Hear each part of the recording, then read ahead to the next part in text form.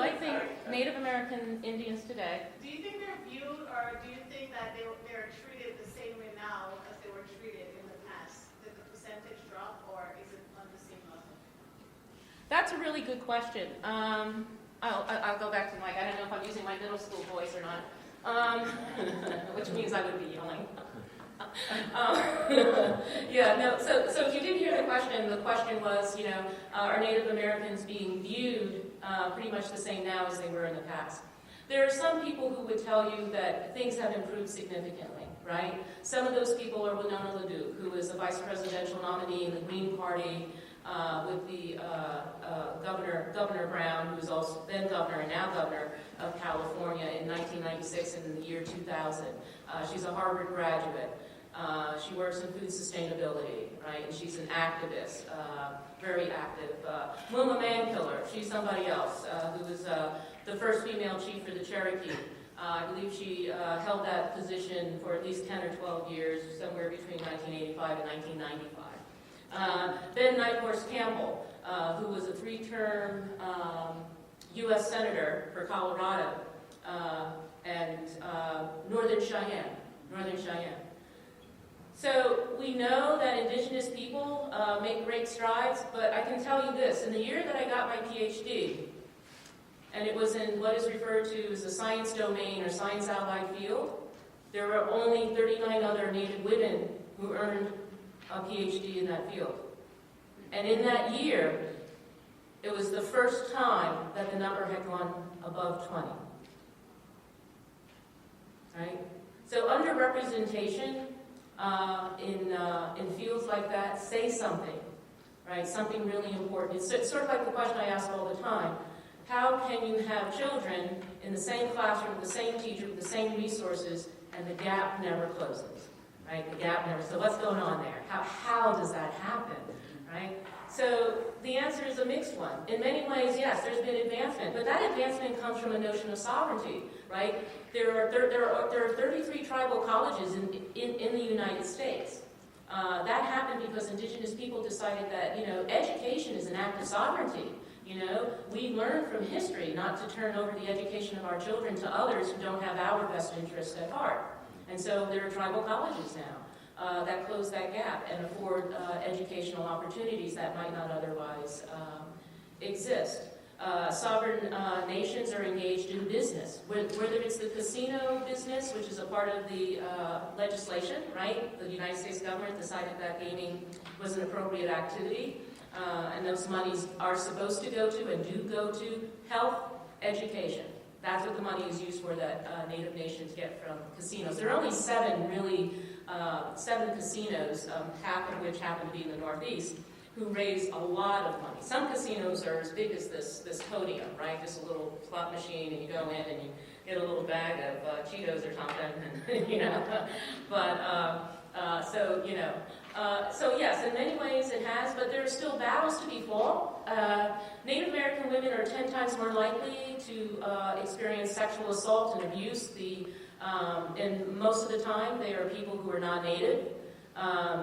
In the western part of the United States, along the Canadian border, they call it hunting. We know that non-Native men come out and they hunt Native women. There are over 1,200 that are missing, and there's no record of where they are. A lot of indigenous law is around violence against Native women. The Violence Against Women Act in the United States, which was recently passed, was not being passed because Congress would not approve it because it dealt with Native women. So we know that that Native women in particular are still struggling to be recognized for humane treatment. If we were any other country, the UN and other international agencies would have been all over us for our lack of interest in treatment of Native American women's issues. So in some ways, yes, there's been improvement. But Native American women were still being forcibly sterilized up through the 1980s. So sometimes improvements fall along gender lines. Sometimes they fall along geographic lines. Native Americans were given at the time some of what was perceived the worst land in Indian country, which is really the state of Oklahoma and beyond. And it turns out that there are nickel deposits or uranium deposits or other, right? And now people want, it's like, snap, we gotta get that land back. So in many ways, there have been improvements, but in other ways, history continues to repeat itself, right? General Custer, who graduated next to last in his class from West Point, went into what is referred to as the Black Hills, but is actually a holy place, Pahasapa, for the Lakota, Dakota, and Nakota speakers of the plains. And it was there that gold was discovered, and they lost what they had through the Laramie Treaty, the rights to that sacred space, because the white metal made the white man crazy, as they say. It is. That is what they say. You talk to an elder, and that's what they will tell you. The elders speak the truth in the time that they learned it. So, just like so many good grandmas should. So to answer your question, it's a mixed bag, and I think African Americans, Latinos, Asians would say the same thing. There's been movement, but there's also been non-movement in other areas. And so, how do you get to that place of true equity is a real challenge for everybody. Thank you. That's a great question. Thank you. I'm sorry if I didn't really answer it. You did. Yeah, okay. Thank you. Yes, sir. You spoke of, I think you said pan-native perspective. I was just wondering if you could define that for the audience and then give us a little bit more information about what are the key issues that people are rallying around or the challenges that they see from that perspective. Yeah, I think, pan is used in the same way we think of, Pan-American, right? So that I'd have to go back to Tecumseh, who was really the first indigenous person in at least North America to try to bring all of the tribes together to try to really battle against the westward expansion and colonization. So when I say pan-native, I mean that I do care what's happening in the pueblos, right, of the Southwest. Things go on down there, I need to know. If I can support, I will support, and vice versa. So a good example is the pipeline issue that was happening, where they wanted to run pipeline across land that would infringe upon and have the potential to damage the water, right, of Native peoples. The water is life movement. And anybody who tweets or doesn't tweet or twits or whatever, right, Facebook, you know that that's going on because it's everywhere, right? It's hashtag everywhere. And of course, the decision was against the Native desire not to have that pipeline go. But our chief was there, right? Ramapough Lenape from New Jersey were there. We were there at the front line. We sent representatives. Nahagansett were there. Wampanoag were there. Pequot were there. Penobscot were there. Nipmuc were there. I could go on and on and on, right? Seneca were there. Yeah.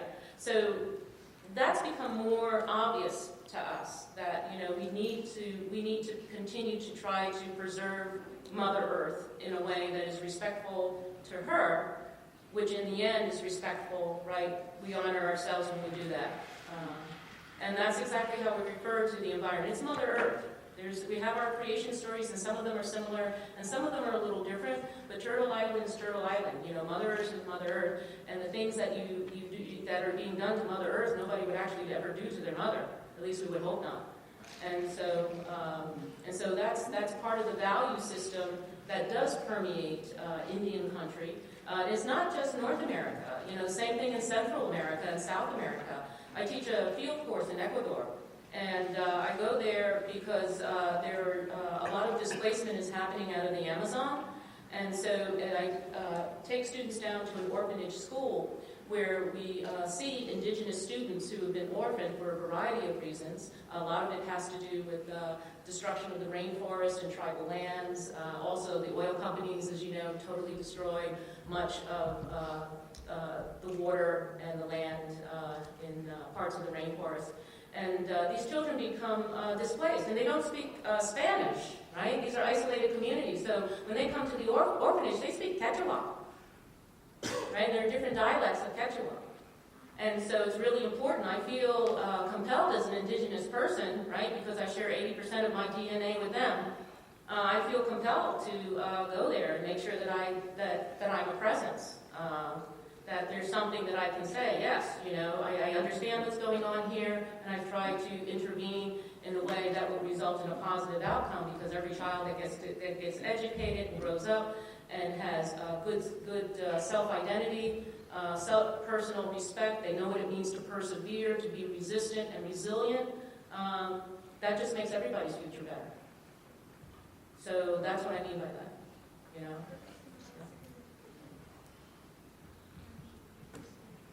Yes. What advice can you give to people who have no idea about the imaging of the Indians? How do you advise them to approach the topic? That's a great question. Oh my gosh. So the question was, all right, you'll turn into a tough audience. Okay, so the question was, for people who have no idea about imaging the Indian, how would I advise them to find out more, to become educated, and what approaches? First thing is to identify what's going on in Indian country. Indian country is a real place. It is a separate country by treaty agreement and by culture. And physicality, it really is a different place. And you can do that by going to a variety of organizations and also media outlets. There's for example, there's a publication, Indian Country Today, right? If you subscribe to just one, there's a magazine called Tribal College. You're all in college. You could apply to a tribal college. So find those magazines. Find out exactly what's going on. Also, go to the White House. Go to. When I say go to the White House, well, you should go to the White House. Beautiful place. But but if you're not going to go physically, definitely go to the website and look at some of presidential orders. Much of what's been happening, especially during the Obama administration, where there's been a lot of pushback for Congress to not do anything, a lot of things have had to happen by presidential order. And there are recent presidential orders around Indian country that Obama has signed and enacted, and that's true with every president, quite frankly, to greater or lesser degrees. So go to those resources. But you live in a state where there are multiple, or you're going to school in a state. Maybe you all don't live in a state. I don't know, but you're certainly going to school in a state where there are multiple tribes, right? You have the Nanticoke, you have the Ramapough, and the Powatan. And if you didn't know that, then you can Google that, right? Use Google. let Google be a window into Indian country. And you'll find some things that are true, and you'll find some things that are false, but that's true with everything. And it's your job as an educated person to differentiate, to challenge yourself to find out, so what's really going on. And who are the local people? Who are these local people? Where can I find them? Who are their leaders? Do they have websites? Do they have emails? Can I ask a professor to have someone come in and speak about that? Can I go to a powwow? When there are meetings, publicly held meetings around things that are issues for them, usually in education, quite frankly. Go to them.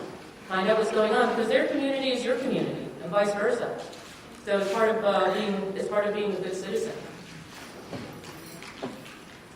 So I hope that answers your question.